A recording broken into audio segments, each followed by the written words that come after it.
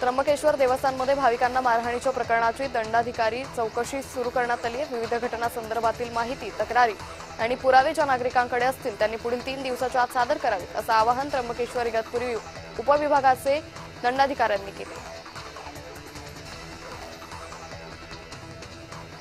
मुंबईत लाकूड कोळसा वापरणाऱ्या बेकऱ्यांवर कारवाईचा बडगा उगारण्यात आलाय। आतापर्यंत नियमांचं उल्लंघन करणाऱ्या 102 बेकरी चालकांना पालिकेकडून स्टॉप वर्क नोटीस बजावण्यात आली। एकूण 70 बेकऱ्यांमध्ये इंधन बदलण्याची प्रक्रिया सुरू असल्याची माहिती आहे।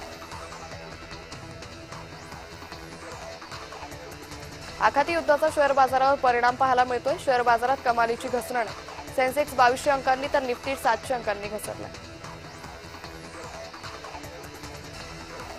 नागपूर विद्यापीठाच्या कुलगुरू डॉक्टर मनाली क्षीरसागर यांची कठपुतलीसोबत तुलना करणाऱ्या एनएसयूआय कार्यकर्त्यांविरुद्ध पोलिसात गुन्हा दाखल झालाय। सिनेटच्या बैठकीदरम्यान एनएसयूआय कार्यकर्त्यांनी विद्यापीठात गोंधळ घातला होता।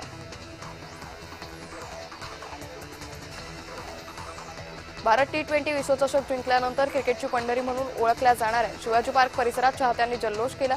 यावेळी मोठ्या प्रमाणात तरुण तरुणींचा सहभाग होता।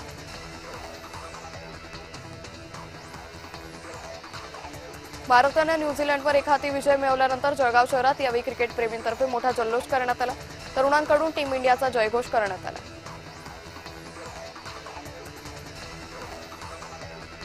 T20 विश्वचषकाच्या भारतीय क्रिकेट संघाच्या विजयाचा श्रीरामपूर येथील क्रिकेट प्रेमींकडून जल्लोष करण्यात आला। फटाक्यांच्या आतिषबाजीसह भारत माता की जयच्या घोषणा देण्यात आल्या।